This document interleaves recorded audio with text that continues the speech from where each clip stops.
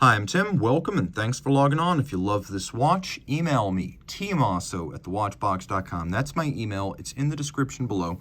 Your purchase and pricing email question line for buying this or any watch you see on any of our platforms. Please reach out to me directly. I am tmosso@thewatchbox.com for pricing. Today we discuss a watch that came out in 1999, and it was the culmination of two other watches that came out previously. In 1994, Ulysse Nardin of Lug, Switzerland launched the San Marco GMT Plus-Minus, which included a handy-dandy trigger-based adjustment system for the local time zone of a dual-time watch. In 1996, Ulysse Nardin launched the Perpetual Ludwig, or a perpetual calendar system designed by watchmaking conceptualist Ludwig Oxlin. It was unique in that it could be adjusted both forward and backward, and it was a comprehensive calendar with double date, day, month, even the year. A unique system that could be adjusted even after the year 2100 without assistance from the factory.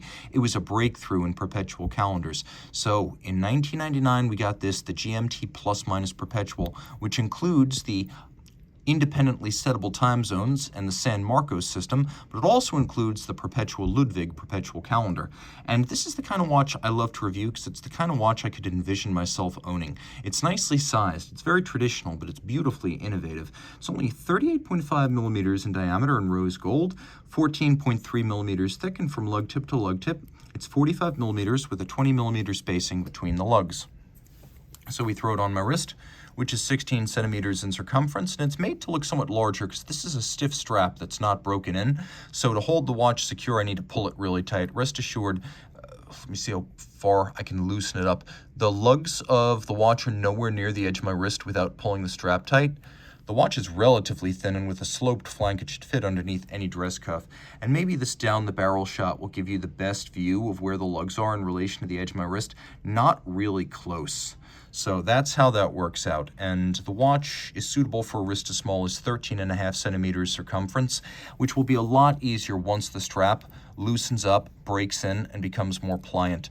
The strap is super high grade, lots of alligator leather here. You can see it's a large rectangular scale, symmetrical scale, an expensive cut of the animal and bolstered with a lot of volume to give it thickness and body.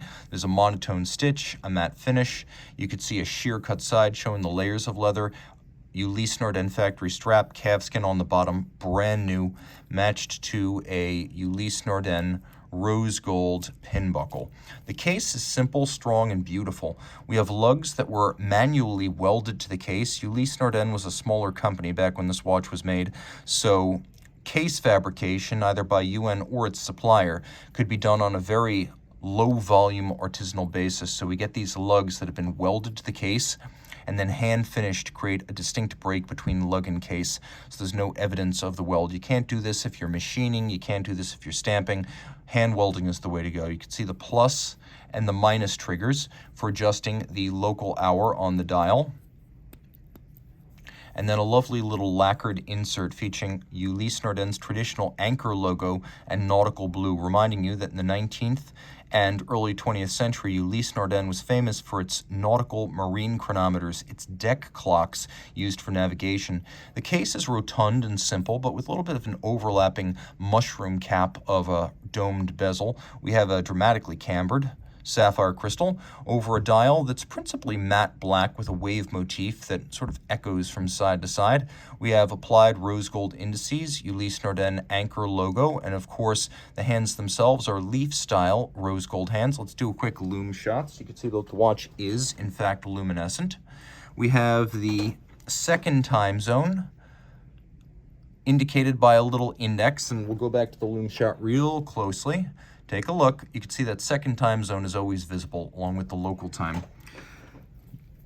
So if you want to make changes and move everything all at once, pull the crown out to the second stop, and you can see that 24-hour hand makes one circuit of the dial for every 2 circuits made by the local hour hand. So you have the ability to view 2 times at the same time.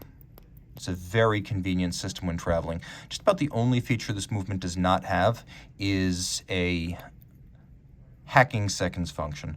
Now let me show you how this UN caliber 32 sets. There is an intermediate position which allows you to set the calendar. And I can set the calendar in both directions with no hazard to the movement. This is usually the death of perpetual calendars. Note that as I adjust the double-digit date backwards, look at the month right there. See how I'm switching between months? The same thing is true when switching between years. You can adjust forward or backwards, and this is a perpetual calendar that does not need to be sent back to the factory for resetting in the year 2100, which, due to a quirk of the calendar system, is not going to be a leap year. So this watch will liberate you from the tyranny of the Gregorian calendar.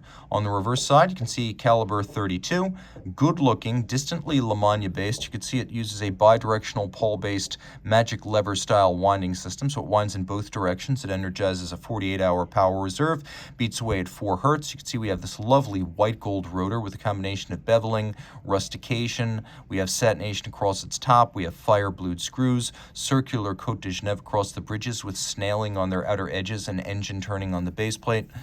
It is a good-looking movement. The pivot's on 34 joules, and in this case is water-resistant down to 30 meters. Reach out to Team Mosso at thewatchbox.com for purchase and pricing details of this Ulysse Nardin classic.